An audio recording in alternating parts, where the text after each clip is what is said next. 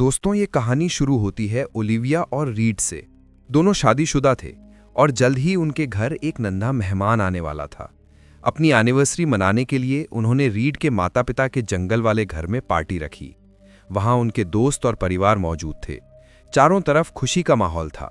सब कुछ बढ़िया चल रहा था, लेकिन इन खुशियों के पीछे एक कड़वा सच छिपा था। दरअसल रीड कई सालों से अपने पिता से बातचीत नहीं करता था। वजह कोई नहीं जानता था, लेकिन उनके बीच गहरी दूरियां थी।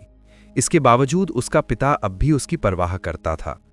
जब रीड सफर की तैयारी कर रहा था, उसके पिता ने खुद गाड़ी में खाने पीने का सामान, पेट्रोल, कपड़े और यहां तक कि हथियार तक रख दिए। रीड हैरान था, इतने इंतजाम की आखिर जरूरत क्यों? सफर तो छोटा और आसान है। लेकिन पिता ने बस एक ही बात कही, रास्ते पर जो भी हो उस पर भरोसा मत करना। रीड और ओलिविया गाड़ी में बैठे और सफर पर निकल पड़े। रास्ते में ओलिविया ने रीड का हाथ थामकर कहा, बीते कल को मत सोचो, हमें सिर्फ आने वाले कल पर नजर रखनी है। उसी वक्त सामने से एक कार तेजी से आई। टक्कर से बचने के लिए रीड ने गाड़ी झटके से मोड़ दी।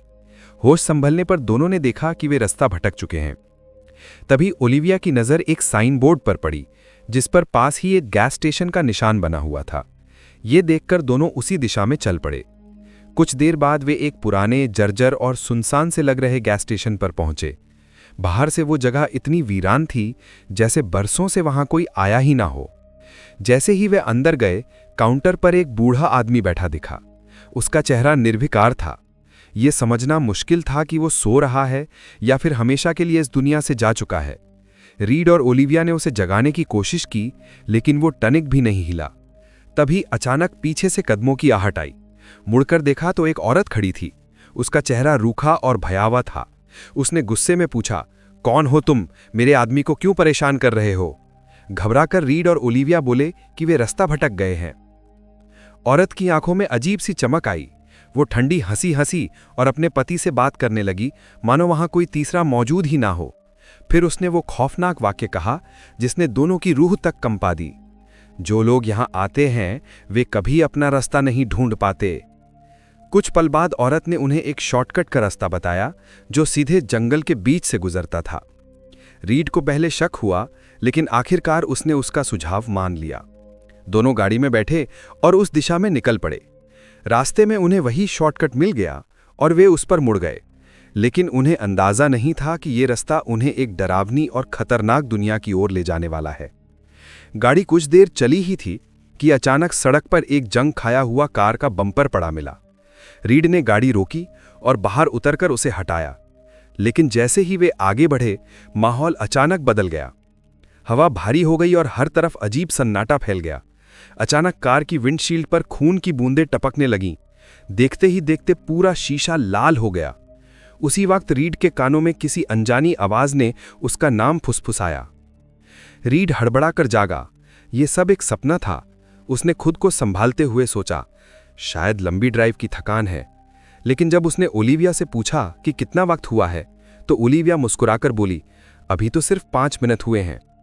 रीड चौंक गया। थकान में ऐसा सपना सिर्फ 5 मिनट में? थोड़ी ही दूर आगे जाने पर रीड ने सड़क के किनारे एक बूढ़ा आदमी देखा। उसने गाड़ी रोकने की सोची, लेकिन ओलिविया ने तुरंत चेतावनी दी, रीड मत रुको, हो सकता है वो खतरनाक हो। लेकिन रीड ने उसकी बात अनसुनी कर दी। उसने कार रोकी, बाहर निकला और उस बूढ़े आदमी से पूछा, क्या आपको मदद चाहिए? बूढ़ा आदमी उन्हें देखते ही चीख पड़ा, वापस जाओ, अभी तो मौका है। डर के मारे रीड ने तुरंत गाड़ी घुमाई और तेजी से वहां से निकल गया। लेकिन जैसे ही वे दूर पहुंचे, ओलिविया गुस्से में फट पड़ी। उसने डांटते हुए कहा, क्या तुम अब भी खुद को 3 साल पुरानी गलती की सजा दे रहे हो? रीड ने उसे शांत करने की कोशिश की, मगर दोनों को इस बात का अंदाजा नहीं था कि असली डर तो अभी बाकी है। कुछ देर बाद वे रुके ताकि ओलिविया बाथरूम जा सके। वो जंगल की ओर चली गई और रीड कार में इंतजार करता रहा। तभी अचानक पास से एक पाइन का फल आकर गिरा। रीड उसे उठाने गया, लेकिन तभी उसे एहसास हुआ जैसे कोई उसके पीछे से गुजरा हो। वो झटके से पलटा तो देखा कि गाड़ी का पिछला दरवाजा खुला हुआ है। रीड को लगा शायद ओलिविया लौट आई है, लेकिन जब उसने पीछे की सीट देखी तो वहां कोई नहीं था। उसी पल अचानक उसका हाथ किसी धारदार चीज से पट गया। दर्द से तिलमिलाता रीड चीखने ही वाला था कि तभी ओलिविया घबराई हुई तेजी से दौड़ती आई। वो हांफते हुए बोली, जंगल में कोई है? रीड कुछ पूछ भी नहीं पाया कि ओलिविया ने बिना देर किए गाड़ी स्टार्ट कर दी। रीड के मन में सवाल उठने लगे। आखिर ओलिविया ने जंगल में ऐसा क्या देखा?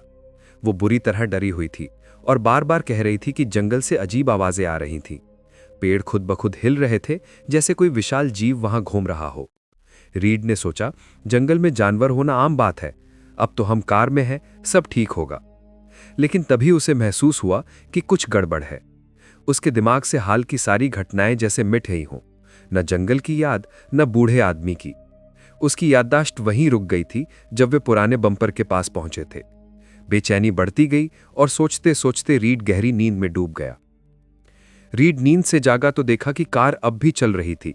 घबराकर उसने पूछा, हम अभी तक क्यों नहीं पहुंचे? जैसे ही उसने साइड में देखा, ओलिविया का चेहरा विकृत और भयावह रूप में बदल चुका था।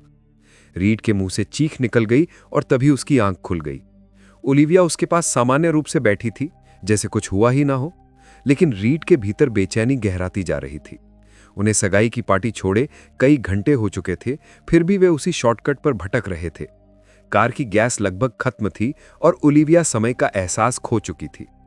अचानक ओलिविया ने जोर से ब्रेक मारा। दोनों की आंखें जमी जमी। वही टूटा हुआ बम्पर फिर से सड़क पर पड़ा था, जबकि रीड को साफ याद था कि उसने उसे पहले ही किनारे हटा दिया था। ओलिविया को चक्कर आने लगे, उसकी नजरें धुंधली होने लगीं।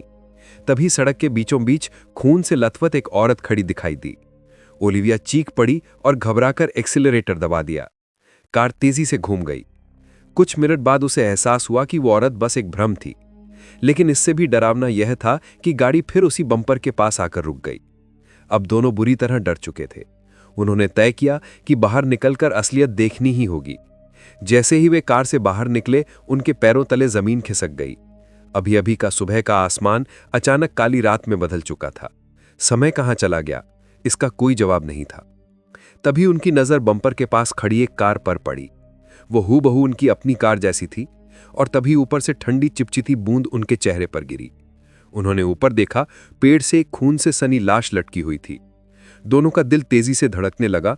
तभी जंगल से एक काला परछाई जैसा आदमी बाहर निकला और उनके सामने खड़ा हो गया। डर के मारे दोनों दौड़कर कार में बैठ गए। रीड ने गैस पैडल पूरी ताकत से दबाया और गाड़ी उस काले आदमी पर चढ़ा दी। लेकिन हैरानी की बात यह थी कि उसे जरा भी चोट नहीं पहुंची।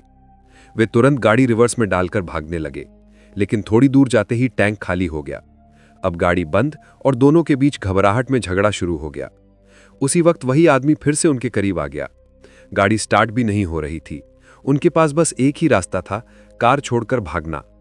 तभी सड़क के दूसरी तरफ अचानक तेज रोशनी जली। काले आदमी का ध्यान उधर चला गया। रीड और ओलिविया ने यह मौका गंवाए बिना एक दूसरे का हाथ पकड़ा और तेजी से जंगल की अंधेरी गहराइयों में भाग निकले। डर और थकान के बीच ओलिविया पूरी तरह टूट चुकी थी। रीड ने उसका हाथ पकड़कर उसे हिम्मत दी और कहा कि हम इससे बच जाएंगे। दोनों एक टूटे हुए पेड़ के पीछे छिप गए। महस्य में आदमी उन्हें खोजता रहा, लेकिन कुछ ही पलों बाद वो पेड़ों के बीच गायब हो गया। खतरा टलता देख दोनों तेजी से हाईवे की ओर लौटे, लेकिन तभी उन्हें एहसास हुआ कि वे अपनी सारी पिछली यादाशें खो चुके हैं। यहां तक कि सड़क किनारे खड़ी कार भी उन्हें अजनबी लग रही थी। रीड ने जैसे ही गाड़ी में चाबी तलाशनी शुरू की, उसकी नजर अचानक एक तस्वीर पर पड़ी। तस्वीर में ओलिविया किसी और मर्द के साथ बेहद करीब दिखाई दे रही थी। ये देखकर रीड और ओलिविया के बीच जोरदार झगड़ा हुआ। गुस्से में ओलिविया वहां से दूर चली गई। रीड गाड़ी में अकेला बैठा तस्वीर को दोबारा देखने लगा। तभी उसके भीतर एक झटका सा लगा। तस्वीर में जो आदमी था वो कोई और नहीं बल्कि खुद रीड था। वो तुरंत ओलिविया को आवाज देने ही वाला था कि तभी अचानक वही रहस्यमयी आदमी सामने आ गया और रीड के सिर पर डंडा मारकर उसे बेहोश कर दिया। जब रीड को होश आया तो उसने खुद को बंधा हुआ पाया। ओलिविया भी वहीं बंधी थी। उनके सामने वही रहस्यमय आदमी पेड़ से लटकी हुई लाश को नोच नोच कर खा रहा था। ये देखकर रीड को एहसास हुआ कि अगला नंबर उनका ही है। रीड तुरंत ओलिविया से माफी मांगने लगा। उसे लगा कि ये उनके जीवन का आखिरी पल है। ओलिविया ने भी भारी मन से अपना बड़ा राज खोल दिया। उसने कबूल किया कि वो अभी भी किसी और के साथ रिश्ते में है। ये सुन के रीड का दिल टूट गया। उसने कांपती आवाज में पूछा, तो क्या बच्चा सच में मेरा है? इतने में हुड वाला आदमी ओलिविया को मारने ही वाला था कि अचानक पीछे से एक डंडा आकर उसके सिर पर पड़ा और वो बेहोश हो गया। डंडा मारने वाला कोई और नहीं बल्कि वही बूढ़ा आदमी था जिससे वे पहले रास्ते में मिले थे। तीनों ने फौरन वहां से भागने की कोशिश की। रीड उस बूढ़े आदमी को अजीब तरीके से पहचाना हुआ महसूस कर रहा था, लेकिन याद नहीं कर पा रहा था कि कहां से। उसने डरते हुए पूछा, "यह सब हो क्या रहा है? हम कहां हैं?" बूढ़ा आदमी गंभीर स्वर में बोला, "यह कोई साधारण रास्ता नहीं है। ये एक अजीब डायमेंशन है, एक मल्टीवर्स। ये रास्ता अनगिनत दुनियाओं से जुड़ा हुआ है।" बूढ़ा आदमी धीरे धीरे आगे बताने लगा, "मैं खुद भी यहां बहुत समय से फंसा हूं। ये रास्ता साधारण नहीं बल्कि एक कैद है। यहां हर वर्जन मौजूद है, तुम्हारा अतीत, तुम्हारा वर्तमान और तुम्हारा भविष्य।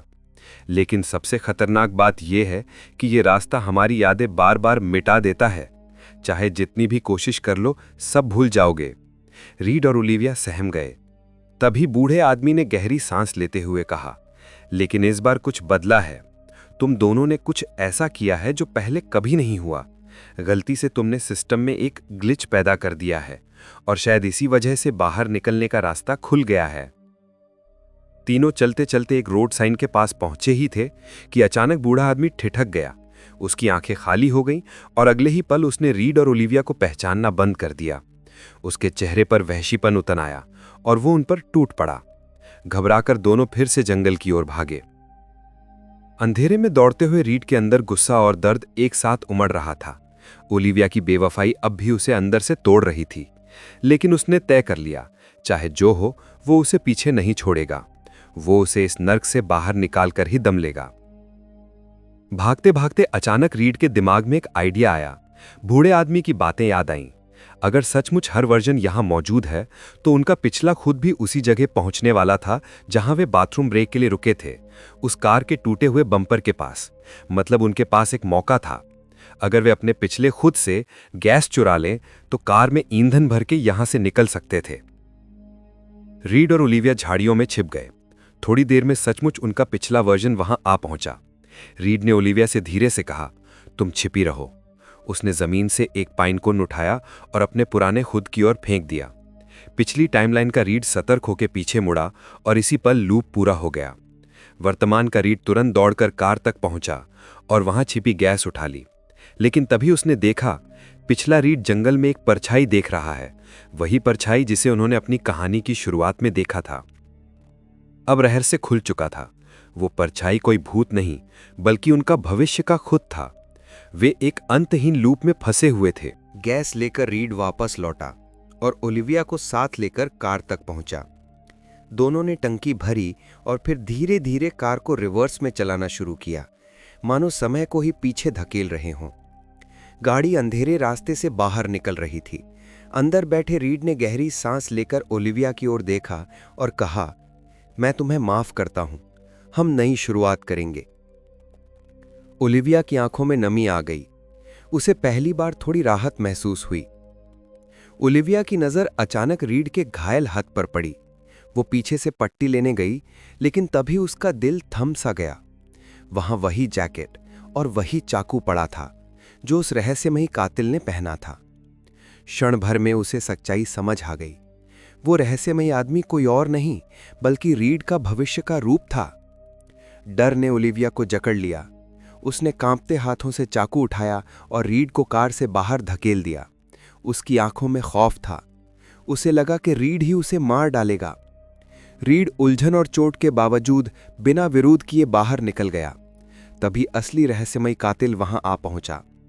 रीड के पास अब सिर्फ एक ही रास्ता था, भागना। वो अंधेरे में गायब हो गया। अब कार में अकेली बैठी ओलिविया को डरावने भ्रम सताने लगे। अचानक उसने चीख मार दी और कार से बाहर भागी। तभी कातिल उस पर टूट पड़ा। उसने जैसे ही मास्क हटाया, ओलिविया का खून जम गया। सामने खड़ी शख्सियत उसकी ही हूबहू शक्ल थी। उसी पल रीड लौट आया। उसने झपट्टा मारकर उस डुप्लीकेट ओलिविया को जमीन पर गिरा दिया और पूरी ताकत से खत्म कर दिया। ओलिविया को सिर्फ हल्की सी चोट लगी थी, लेकिन डर अब भी उसकी आंखों में था। रीड उसे उठाकर कार में बैठाने ही वाला था कि अचानक पीछे से डंडा उसके सर पर आ लगा। वो जमीन पर गिर पड़ा। सामने एक और रहस्यमयी शख्स खड़ा था। जब वो करीब आया तो रीड ने देखा ये भी उसी का एक वर्जन था। फर्क सिर्फ इतना कि उसके चेहरे पर नफरत और अंधकार की गहरी परछाई थी। रीड और ओलिविया को अब सच्चाई समझ में आ गई। जिन दो रहस्यमय लोगों से वे लड़े थे, वे दरअसल उन्हीं के विकृत रूप थे। वो रूप जो उनके गलत फैसलों, गुस्से और नफरत से पैदा हुए थे। रीड कांपती आवाज में बोला, अगर मैंने तुम्हें माफ नहीं किया होता तो शायद हम भी यही बन जाते। फिर उसने पूरी ताकत लगाकर अपने भविष्य वाले डुप्लीकेट को खत्म कर दिया। इसके बाद दोनों कार तक पहुंचे। रीड ने गाड़ी रिवर्स गियर में डाली और जैसे ही कार पीछे बढ़ी, पूरा शापित रास्ता टूटने और बिखरने लगा। दूर एक अंत में एक रहस्यमयी रोशनी चमक रही थी। कार जैसे ही उस रोशनी से गुजरी, पूरा डायमेंशन चकनाचूर हो गया और अचानक वे वापस वहीं पहुंच गए जहां से सब शुरू हुआ था, उस शॉर्टकट रोड के शुरुआती पॉइंट पर। रीड ने सोचा कि आखिरकार वे जीवित बच गए हैं। उसने राहत की सांस ली और हल्की मुस्कान के साथ ओलिविया की ओर देखा। लेकिन उसकी मुस्कान जम गई। ओलिविया अब सांस नहीं ले रही थी। रीड की आंखों से आंसू बहने लगे। वो टूट चुका था। उसने कांपते हाथों से अपने पिता को फोन किया। पिता की आवाज आई, समय के साथ सब भूल जाएगा। लेकिन रीड जानता था ओलिविया की यादें भूलना उसके लिए नामुमकिन था। वो वहीं रुक गया। उसने पास पड़ी वही लकड़ी उठाई, वही लकड़ी जो हमने शुरुआत में बूढ़े आदमी के हाथ में देखी थी। अब रीड वही बूढ़ा आदमी बन चुका था। धीरे धीरे उसकी यादें धुंधली होने लगी। वो फिर उसी शापित रास्ते पर बढ़ा। तभी एक छोटी लड़की ने उसे पुकारा। उसके हाथ में रीड और ओलिविया की तस्वीर थी और उसकी आंखें बिल्कुल रीड जैसी थीं। रीड सन्न रह गया। अब उसे सच समझ में आया। ओलिविया बच गई थी। वो भी शापित रोड पर लौटी थी और यहीं इसी डायमेंशन में उनकी बेटी का जन्म हुआ था। और इसी के साथ ये कहानी यहीं खत्म हो जाती है। दोस्तों, अगर ये वीडियो आपको पसंद आया है तो लाइक और सब्सक्राइब करें। मिलते हैं अगले वीडियो में।